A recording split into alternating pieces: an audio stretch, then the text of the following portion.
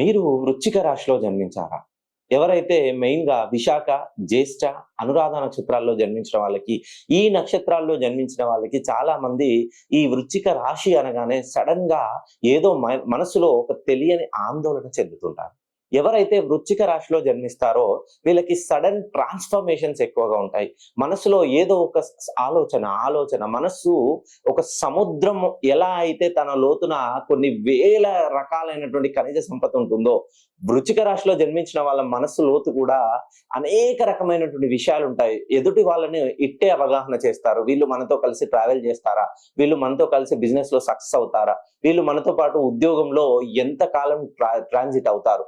ఎప్పటికప్పుడు ఎదుటి వాళ్ళని ఆలోచించడంలో ముందుంటారు. కానీ ఎక్కువగా భయాందోళనకు గురవుతుంటారు.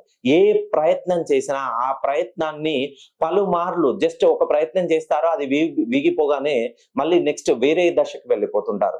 ఉదాహరణకి నాకు తెలిసిన ఒక అబ్బాయి రీసెంట్ గా నేను ఫోన్ కాల్లో మాట్లాడారు. గురువుగారు, నేను ఇప్పటి వరకు సుమారుగా 4 రకాల వ్యాపారాలు చేశాను. ప్రతి వ్యాపారంలో ఆయన జీవితంలో ఏదో ఒక రకమైనటువంటి నష్టం వస్తుంది.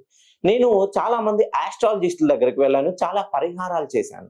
ఎవరి జీవితంలోనైతే మెయిన్ గా వృశ్చిక రాశి వాళ్ళకి ఈ జూన్ 2వ తేదీ నుండి గురుగ్రహ స్థాన మార్పిడి. ఈ గురు స్థాన మార్పిడి వలన వీళ్ళ జీవితంలో ఇప్పటి వరకు ఎవరైతే వీళ్ళని అవమానపరిచారో, హేళన చేశారో, చులకనగా చూశారో, వ్యాపారంలో గాని, ఉద్యోగంలో గాని, ఆర్థికంగా గాని, ఫ్యామిలీ పరంగా గాని, మెయిన్ గా రాజకీయ రంగంలో గాని, ఏవైనా పెట్టుబడులకు సంబంధించినటువంటి రంగంలో ప్రతి రంగాలలో వీళ్ళు ముందడుగు వేసే అవకాశాలు ఎక్కువగా ఉన్నాయి. ఒక్కసారి మీరు వృశ్చిక రాశిలో జన్మిస్తే నన్ను పర్సనల్ గా కలిసే ప్రయత్నం చేయండి.